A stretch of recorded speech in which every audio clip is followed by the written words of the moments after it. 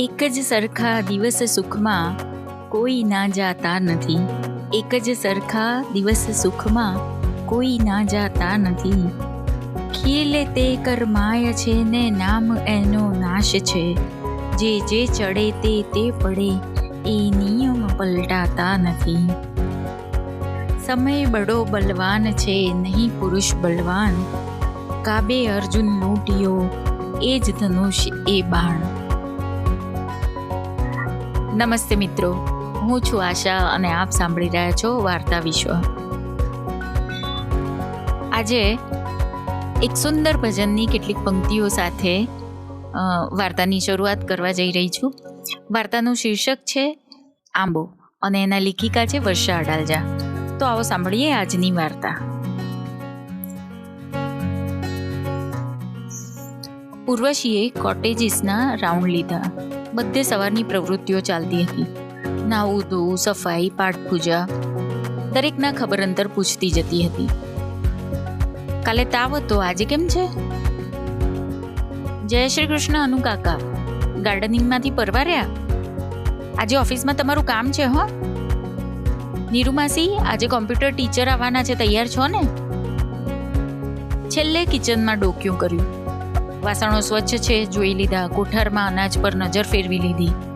સબ સલામતનો શ્વાસ ભરતી હોય એમ ઉર્વશી ઓફિસમાં આવી. ઓફિસ આમ તો માનવાચક નામ. ટેબલ, ખુરશી અને થોડા રજિસ્ટર, એક ફોન જે મોટે ભાગે આઉટ ઓફ ઓર્ડર રહેતો, પણ મોબાઈલ હતો, ખાસ તકલીફ નહોતી. બેન જુઓ, આંબો વાવું છું. રક્ષાની બૂમ સાંભળી ઉર્વશી બહાર આવી. ઓફિસથી દૂર ખાડો કરી નાનકડી રક્ષા ગોટલો અંદર મૂકી ધૂળ વાળી રહી હતી. ઉર્વશીને જોતા ખુશખુશાલ થતી બોલી, બેન આયા મારો આંબો ઉગશે, કેસર કેરીનો હો, પછી બહુ બધી કેરીઓ થશે, જોજો તમે. અરે પણ આશ્રમની પાછળ તો આપણે આંબાને ચીકુ વાવ્યા જ છે ને. રક્ષાએ ધીમી ધારે પાણી રેડ્યું અને હેતથી ભીની માટીના ક્યારા જેવું કરતા કહ્યું, પણ આ તો મારો આંબો, મારી એકલીનો. અરે પણ આમ વચ્ચોવચ્ચ આંબો મોટો થશે, ઘીઘૂર થશે, પછી તમારી ઓફિસને છાંયો કરશે ને, એટલે અહીં વાવી દીધો. ઉર્વશીએ ઘડો વાંકો વાળી હાથ ધોવડાવ્યા. હસીને એને ટપલી મારતા કહ્યું, તારી એકલીનો આંબો, એટલી સ્વાર્થી થઈશ તું બેટા? ના રે બેન, હું તો ટોપલો ભરીને હંધાઈ પાસે જઈશ અને સૌને દઈશ. કહીશ રક્ષાડીની કેરીઓ ખાઓ, પણ આંબો સુવાંગ તમારા હારું હો બેન. ઓફિસમાંથી છાંયો થાય તો તમને તાપ ન લાગે. શહેરની મોટી ઓફિસમાં તો ઠંડીનું મશીન હોય ને. રક્ષાના ફ્રોકના બટન ઊંધા ચત્તા બેડેલા હતા. એ ઠીક કરતા ઉર્વશીએ ફરી ટપારી, કેમ રે, મારું બહુ ધ્યાન રાખે છે ને કંઈ તું? રક્ષા ઉલટથી ગળે વળગી પડી. તમે હંધાઈનું ધ્યાન રાખો છો ને, જોજો ને મારો આંબો જોત જતામાં મોટો થઈ જશે, પછી તમુને છાંયો કરશે. રક્ષા ખિલખિલ હસતી દોડી ગઈ. ઉર્વશી ઊભી રહી ગઈ. ઉનાળાના ચળકતા તડકામાં કોટેજીસના લાલ છાપરા ચળકી રહ્યા હતા. કેટલા લોકો આશ્રમના આંબાની છાય પામ્યા હતા. એણે આશ્રમને આપ્યું હતું એના કરતાં આ સિમેન્ટ કોન્ક્રીટના નાના મકાનોએ એનામાં ચેતનનો સંચાર કર્યો હતો. નાના ચોગાનમાં હારબંધ 26 કોટેજીસ, આશ્રમની પાછળ થોડી જમીન અને આ એક નાનો ઓરડો નામે ઓફિસ. એક દિવસ એ ઉજરડાયેલી થાકેલી અહીં આવી હતી અને આ ધરતીમાં વેલની જેમ નવપલ્લવિત થઈ હતી. ખૂબ તાપ લાગતો હતો. એ ઓફિસમાં આવી અને પંખો ચાલુ કર્યો. પંખો સ્થિર ઊભો રહ્યો. ઇલેક્ટ્રિસિટી ગઈ લાગતી હતી. ઉર્વશીએ સાડીના છેડાથી હવા નાખવા માંડી. આવી જ એક બળબળતી લાય છાતીમાં ભરી એ એક દિવસ માને લઈને અહીં આવી હતી. એણે ટેબલ પાછળની બારી ખોલી. ગરમ હવાની એક આછી પાતળી લહેર વહી આવી. જીવનમાં કદી ધાર્યું હતું એ આશ્રમમાં આવીને રહેશે? બાપુજી અને પોતે 3 જણનો મધ મીઠો સંસાર. બાપુજી સાધારણ ભણેલા, નાની નોકરી, ભોળા અને સાફ દિલ. બા પણ 6 ધોરણ ભણેલી, નાના ગામની. પરણીને સંસાર માંડ્યો હતો અને હેતથી ઘરની દિવાલ રંગી જાત ઘસી ઘરમાં ઉજાસ કર્યો હતો. એમ તો બાપુજીને 2 ભાઈઓ, નામ અને દામ રળેલા. એકને શ્રીમંત સસરાની સીડી હાથ લાગી ગયેલી અને બીજામાં ભરપૂર ચાલાકી. બંને સડસડાટ સીડી ચડી ગયેલા. પણ બાપુજીને કદી ભાઈ ભાભીઓની ઈર્ષ્યા કરતા નહોતા જોયેલા એણે. વારે તહેવારે ઔપચારિક મળી લે એવો ખપપૂરતો જ સંબંધ બંને કુટુંબોએ રાખેલો. અવારનવાર મોટા કાકા કે, હસમુખ અને ચંદ્રિકા, તમે 2 તો બહુ સુખી છે. કઈ ઝંઝટ, એક જ દીકરી ઉર્વશી. અમને જુઓ, સૌને થાય છે કે આટલી ઇન્ડસ્ટ્રી છે અને પરદેશની ઉડાઉડ. પણ સાચું કહું, હૈયા વરાળ છે આ બધી. ભગવાને 3 દીકરા દીધા છે, પણ અસલી જીવન તમારું. લ્યો ચંદ્રિકા ભાભી, આ મીઠાઈના ડબ્બા રાખી લ્યો. ઉર્વશીએ આવી મીઠાઈ ક્યાંથી ખાધી હોય? અમારે તો ફ્રીજ ભરેલા હોય. તમને એવા ખર્ચા થોડા પોષાય. મને થયું કે અમારે ત્યાં પડી રહેશે, તમે ખાઈ જજો. ગયા મહિને ઢગલો ખાવાનું અનાથ આશ્રમમાં મોકલાવી દીધેલું. ફેંકી દેવું એના કરતાં કોઈ ખાય અને આશીર્વાદ દે. તમને ખબર છે, અમારી કૂતરી રાણીને જ લ્યો. કૂતરી છે ની દીકરી જ વળી. એને મીઠાઈ બહુ ભાવે, પણ રાણીને સ્કિન એલર્જી થઈ જાય છે. તે મને થયું તમને રાજી ને? તો કોઈ વાર ડ્રાઈવર સાડીઓનું પોટલું મૂકી જાય, પછી ફોન શરૂ થઈ જાય. આટલી બધી થોડી છે. અમારે શું, મોટી વહુને મોટું પાર્ટી સર્કલ, એમાં એકના એક કપડાં ના પહેરાય. પાછું અમારું સ્ટેટસ એવું ને. તમારા જેઠજીનું તો મોં ભરાય એવું નામ કૃષ્ણકાંત સાહેબ. એમનો તો હુકમ છે વહુઓએ કસર ન કરવી. એટલે બચાડી વહુઓ શોપિંગ કરે રાખે. તમે માનશો, ગઈ દિવાળીએ ભારે સાડીઓ ડ્રાઈવરને પધરાવી દીધી. આ વખતે થયું તમને આપું. એમાં જરીની પૈઠણી અને અસલ પટોળાય છે હો. ચંદ્રિકાબેન ખૂબ હરખાયા. સાચું કહું મોટી ભાભી, આજકાલ જેઠિયા દેરિયામાં સંપજ ક્યાં છે? આ તો તમે બહુ રાખો છો અમારું હો. એમાં રાખો છો શું ચંદ્રિકા ભાભી? એમાંથી જરા તરા સાડી પહેરી છે, પછી શું રિપીટ ન થાય ને એટલે. આપણે તો એક લોહી. અમારું તો તમને ચાલે. તમારે જઈને ક્યાં જવાનું? તો કે જ્ઞાતિના મેળાવડામાં ને સગાના લગ્નમાં. એટલે તમારે તો આ કપડાં ઓહો હો થઈ પડે. અચાનક પંખો ફરવા લાગ્યો. હાશ, ઇલેક્ટ્રિસિટી આવી ગઈ. સૂરજના કિરણો ઓફિસના ઓરડાને જાણે વહેરી રહ્યા હતા. પંખો ગરમ હવાને ઓરડામાં ફંગોળતો હતો. ઉર્વશીએ ટેબલ પરનો ગ્લાસ લીધો. પાણી ગરમ થઈ ગયું હતું. એણે માટલામાંથી બીજો ગ્લાસ ભર્યો. રક્ષા 2-3 વાર માટલાને ભીનું કપડું વીંટાળી જતી. ઉર્વશી એક ઘૂંટડે પાણી પી ગઈ. ગ્લાસ ટેબલ પર મૂકતા ફોટા પર નજર પડી. બા પોતાને તેડીને ઊભી છે. એ 3 વર્ષની હશે. એની સ્કૂલનો પહેલો દિવસ હતો અને બાપુજીએ પાડોશીને કહીને ખાસ એમના કેમેરાથી આ ફોટો પડાવેલો. તસવીરમાં પણ બા કેવી આનંદી અને પ્રેમાળ દેખાતી હતી. પોતે મોડી જન્મેલી. ફોટામાં પહેરેલું આ ગુલાબી ફ્રોક. ઉર્વશીએ ફોટો ખસેડી દીધો. મોટા કાકીની પૌત્રીનું ઉતરેલું ફ્રોક. એટલે જ આ ફોટો ન ગમતો. પણ બાની યુવાનીની આ એક જ સુંદર તસવીર હતી. એના શૈશવની પણ. એને ભાગે પણ કાકાના સંતાનોના ઉતરેલા કપડાં, શૂઝ, રમકડા આવ્યા હતા. બાપુજી રાજી થતા. અમારા ભાઈઓ તો સાચે જ રાજા માણસ છે. એ 8-10ની થઈ ત્યારે ઘણીવાર કાર તેડવા આવતી અને કાકાઓને ઘરે બર્થડે પાર્ટીમાં જતી. પણ ધીમે ધીમે એને સમજાવવા લાગ્યું કે માત્ર ચીજ વસ્તુ જ નહીં, પણ એને જીવન પણ ઉતરેલું જીવવાનું હતું. મોટા કાકાનો ફોન કદી આવતો. બાપુજી હરખ ઘેલા થઈને દોડતા. એ કાન માંડીને સાંભળતી. જો ભાઈ, ઉર્વશી મોટી થતી જાય છે, એને ભણાવજે હો, તો જ તમારા બહેનો કાંક ઉદ્ધાર થશે. અને એનો પણ ડર રહી જશે તો સરખું સાસરું નહીં મળે, સમજો. ફી જોઈએ તો મારી પાસેથી લઈ જજે. હું તો આમેય ગરીબ વિદ્યાર્થીઓને ચેરિટીમાં સ્કોલરશિપ આપું જ છું. તો ઉર્વશી મને થોડી ભારે પડશે. ઉર્વશીએ એક દિવસ આવેલી મોટર પાછી વાળી અને ઘરમાં જાહેર કરી દીધું, હવેથી હું મોટા કાકાને ત્યાં કોઈ ફંક્શનમાં નહીં જાઉં, એવું કહી દીધું. અને બીજી વાત, બાપુજી તમે જેવા કપડાં અપાવશો એવા પહેરીશ. પણ એમના ઉતરેલા તો કદી નહીં પહેરું અને તમને નહીં પહેરવા દઉં. અરે પણ આપણે તો ભાઈ બહેનો બેટા. બા એ બધો ઉપરથી દેખાડો. ભાઈ બહેનો છીએ તો એમને ત્યાં મોટી પાર્ટીઓ અને કંઈ ને કંઈ થતું રહે છે, ત્યારે કેમ તમને નથી આમંત્રણ મળતું? કારણ કે એમને આપણી શરમ આવે છે. એવું હોય બેટા? બા બાપુજી શાંતિથી વિચારો, સમજો. બા તું તો માતાજીની ભક્ત છે, ખબર છે ને કાકા કાકીઓને બધી.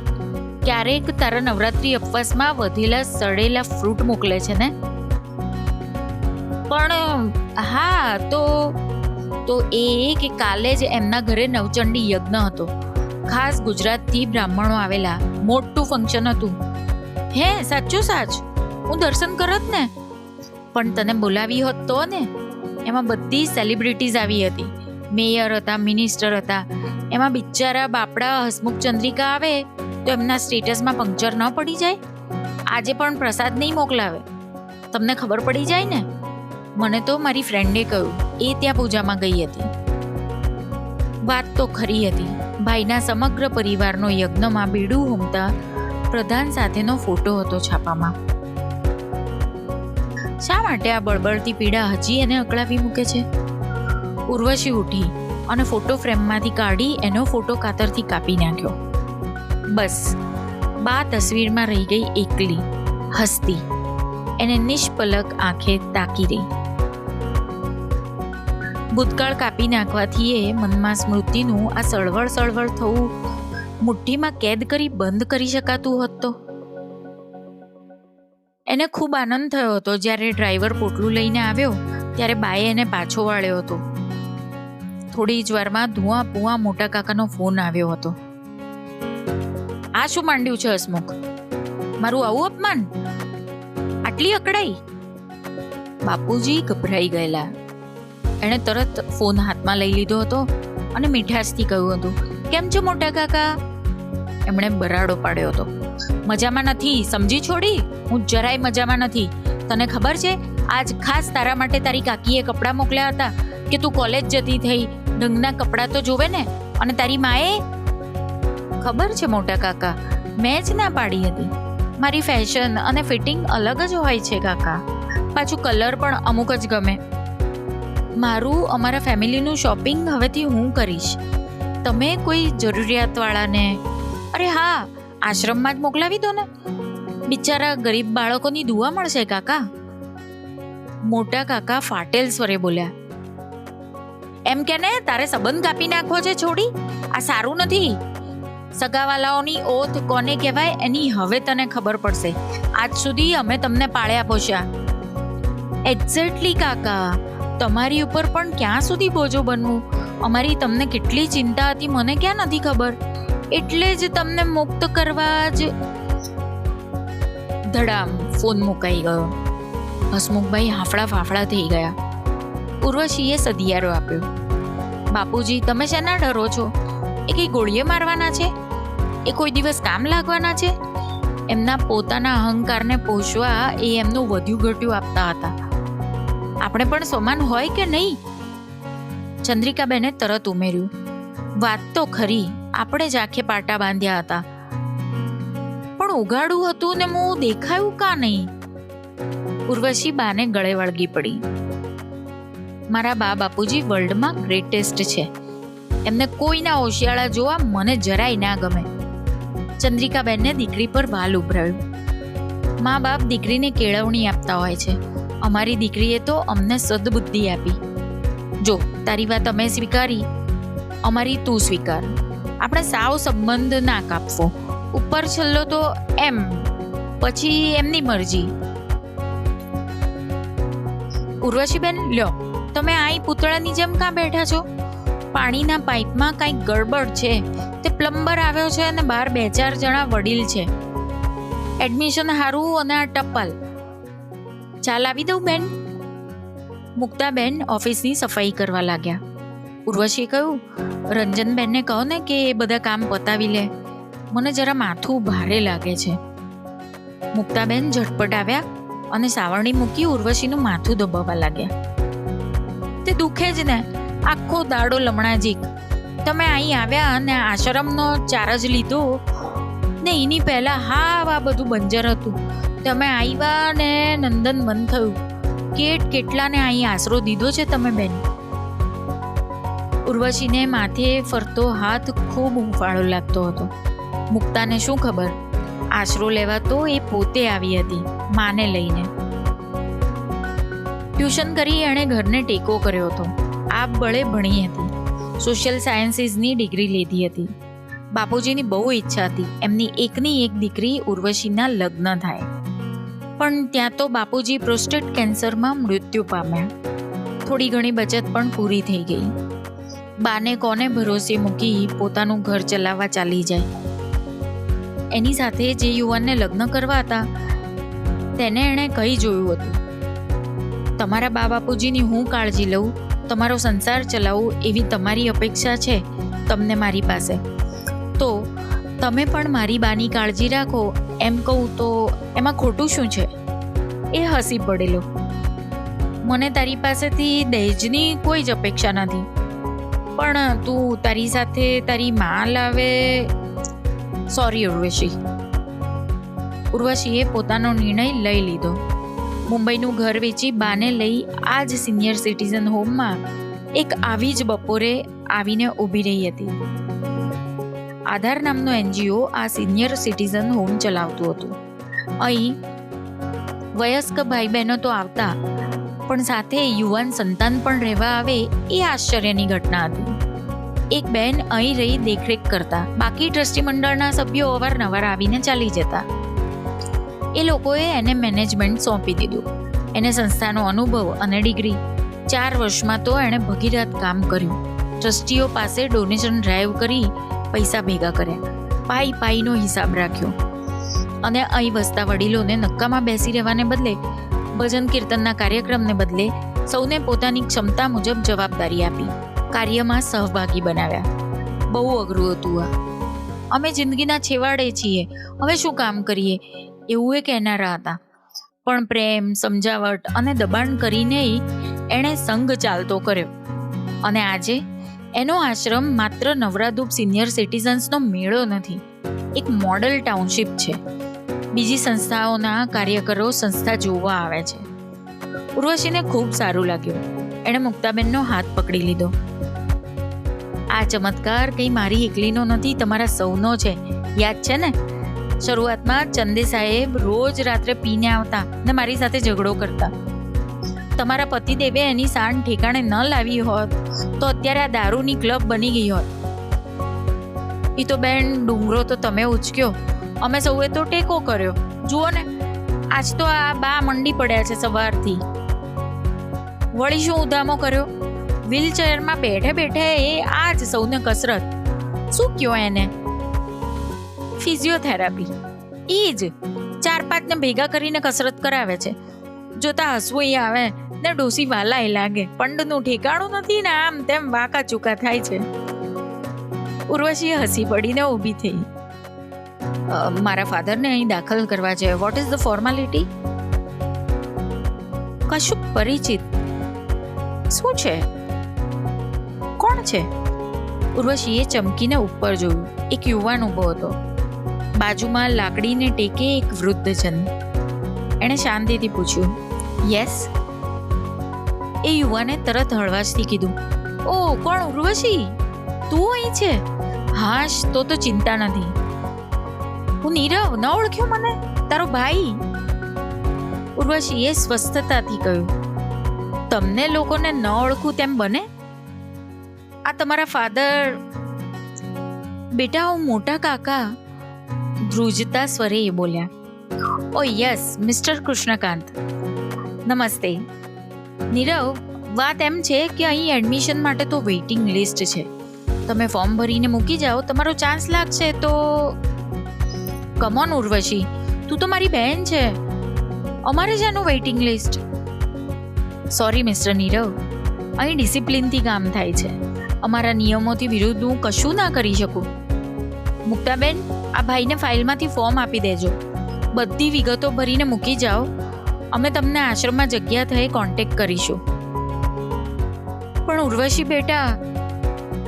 મિસ્ટર કૃષ્ણકાંત, લંચ ટાઈમ થઈ ગયો છે અને મારી માને પેરાલિસિસ છે. હું એને મારા હાથે જ જમાડું છું. મારો સમય થઈ ગયો છે, બહાર રાહ જોતી હશે. ફોર્મ ભરી દેજો, આવજો. અને ઉર્વશી ઉતાવળે બાના કોટેજ તરફ ચાલવા માંડી. મિત્રો, આ હતી આજની વાર્તા. મને આશા છે કે તમને આ વાર્તા ખૂબ જ ગમી હશે. ફરી મળીશું એક નવી વાર્તા સાથે. ત્યાં સુધી આવજો.